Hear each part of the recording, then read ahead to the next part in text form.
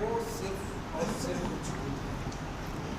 पहले वो गांव में जाके कहते हैं कि आपको राशन जो मिल रहा है वो चावल अब नहीं मिलेगा, केवल 5 किलो मिलेगा जो मोदी जी ने, जबकि शासन ने ये स्पष्ट कर दिया है कि उनके राशन कार्ड में जो पात्रता है, जितना चावल मिलता है, जिसको 30 किलो मिलता है, जिसको 35 किलो मिलता है, जिसको 40 किलो मिलता है, जिसको 50 किलो, उसके अतिरिक्त आने वाले 5 वर्षों तक के मोदी जी की घोषणा के अनुसार 5 किलो अनाज फ्री में अतिरिक्त मिलेगा।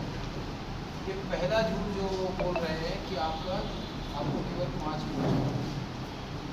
दूसरा झूठ वो लगातार ये बोल रहे हैं कि महतारी बंधन योजना का पैसा आपको चुनाव के बाद नहीं मिलेगा।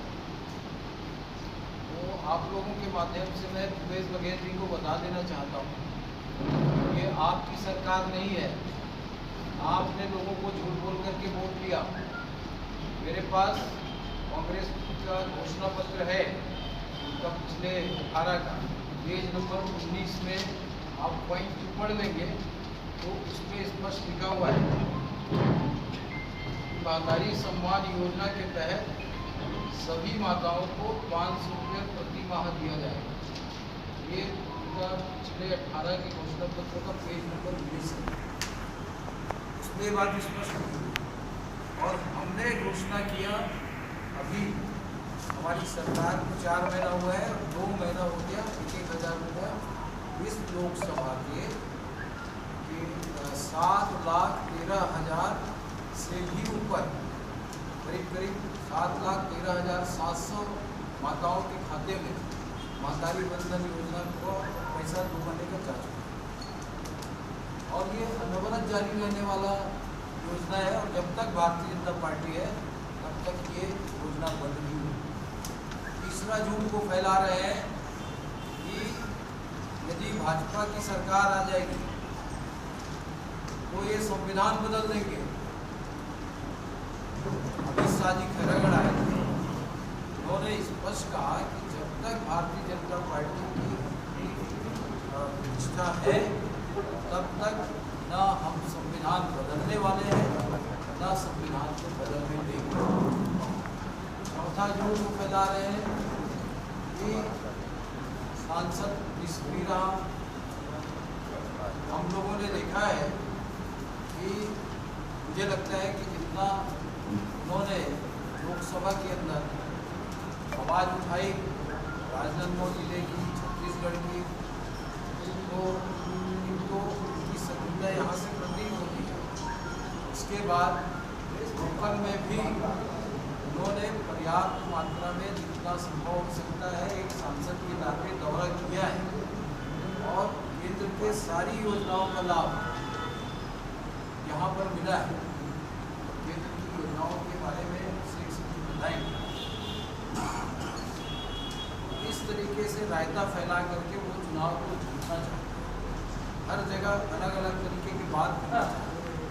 तो जो संतोष पांडे जी ने 5 साल ईमानदारी के साथ अपना कार्यकाल पूरा किया, इससे तो राजनांदगांव की जनता का किसी का सर झुकता नहीं है। लेकिन मुख्यमंत्री रहते हुए भूपेश बघेल जी ने जो भ्रष्टाचार के जो रिकॉर्ड कायम किए, गोल कार्ड जो है छत्तीसगढ़ वासियों को सर्वसार जरूर करना और जो छत्तीसगढ़ वासियों को सर्वसार करना राजनांदगांव के 5 काम बता दें। राजनांदगांव के 5 साल परीक्षा करके राजनांदगांव की जनता से वोट मांगना शर्म आनी चाहिए इस बात को लेकर के। और मैं उनको कहना चाहता हूँ आप 5 काम बताओ जो बड़े काम आपने किया होगा राजनांदगांव के अंदर, बता देंगे तो हम राजनीति छोड़ देंगे, बात खत्म करिए। अधिकार क्या है? जो रमन सिंह जी ने पैसा दिया 18 में वो पैसे तक को वापस ले गए, स्टेडियम वहीं के वहीं रुका है, मेडिकल कॉलेज वहीं के वहीं रुका है। तो भूपेश बघेल जी ने और कांग्रेस ने पिछले 5 वर्ष राजनांदगांव की उपेक्षा की है। कांग्रेस को कोई अधिकार नहीं है कि वो यहाँ कांग्रेस पार्टी की जरूरत मांगे, वो तब जब उनको उम्मीदवार होते।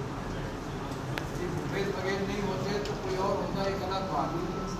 जिस आदमी ने छत्तीसगढ़ को बदनाम किया, जिस आदमी ने राजनांदगांव को पीछे झूठ फैला करके वोट मांग रहे हैं, इस प्रकार की कृत्य कर रहे हैं लगातार। मैं आप लोगों के माध्यम से यही कहना चाहूँगा कि अब जब हम चुनाव के चरम स्थिति में हैं और उनको लगने लगा है कि वो चुनाव हार रहे हैं, ऐसे समय पे वो गांव-गांव जा कर के जहाँ भी वो जाते हैं, जिनका रिश्ता उनका होता है, वहाँ पर सिर्फ और सिर्फ झूठ बोल करके अपने काम भी ना करके वोट नहीं मांगते। यदि वो अपने काम भी ना करके वोट मांगे तो बहुत अच्छी बात है।